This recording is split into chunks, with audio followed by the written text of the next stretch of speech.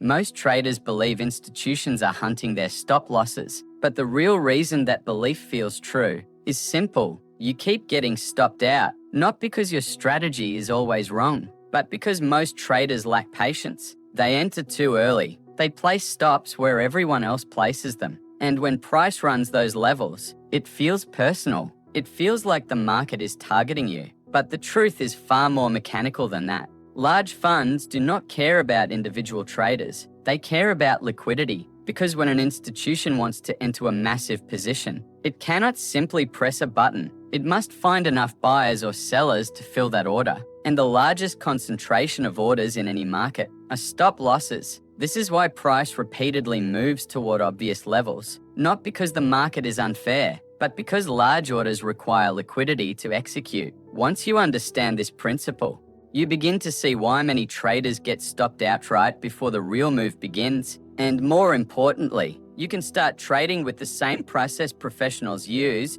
how they identify liquidity, how they wait for confirmation, how they calculate stop distance and position size, and how they manage winning trades without getting shaken out. Because professional trading is not about predicting price. It is about waiting until the market reveals its intention.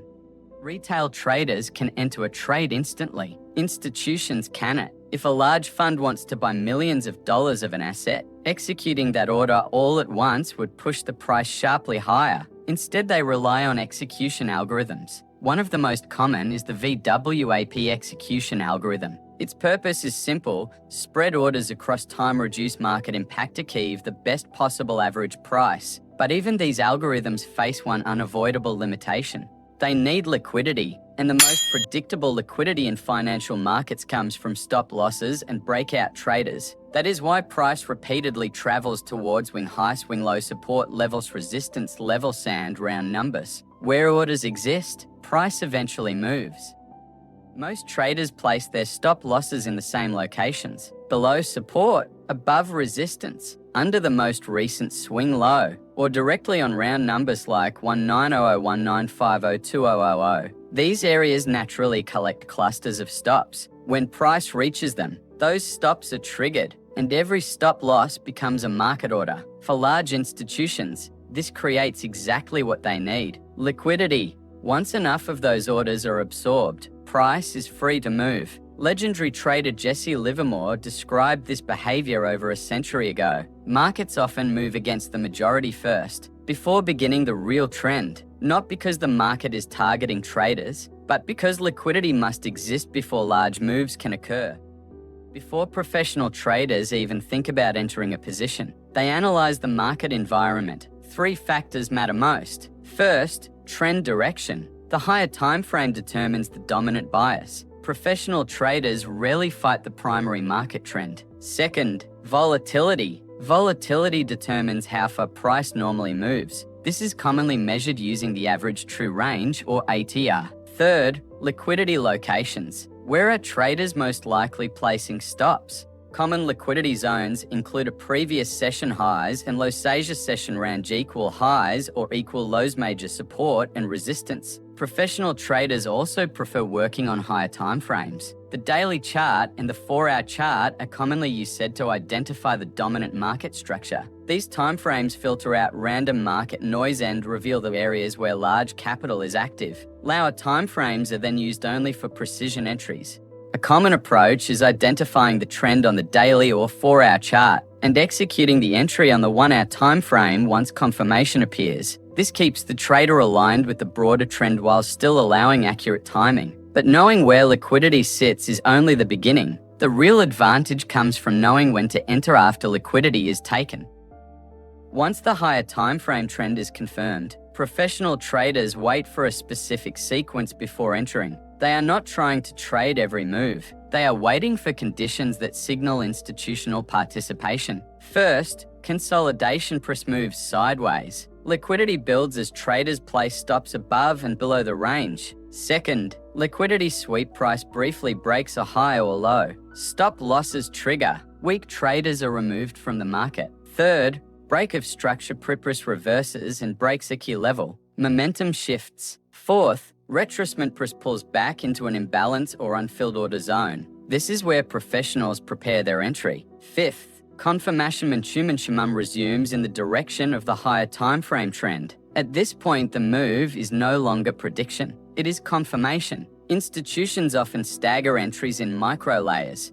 First layer absorbs retail stop losses, second layer fills partial institutional orders, third layer triggers final breakout. Professional traders enter only after at least 2 layers of liquidity. A confirmed this ensures the entry is aligned with real institutional flow, not just noise. Only after this confirmation do professionals check stop distance, position size, and higher timeframe alignment before clicking buy or sell.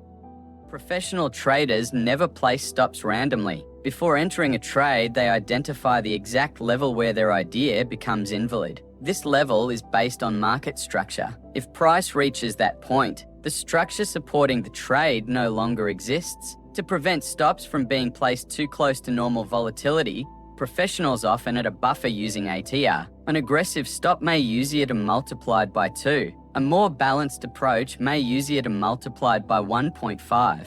The stop must always align with the level where the trade thesis fails. As Tudor Jones once said, the most important rule of trading is to play great defense. Capital protection always comes first.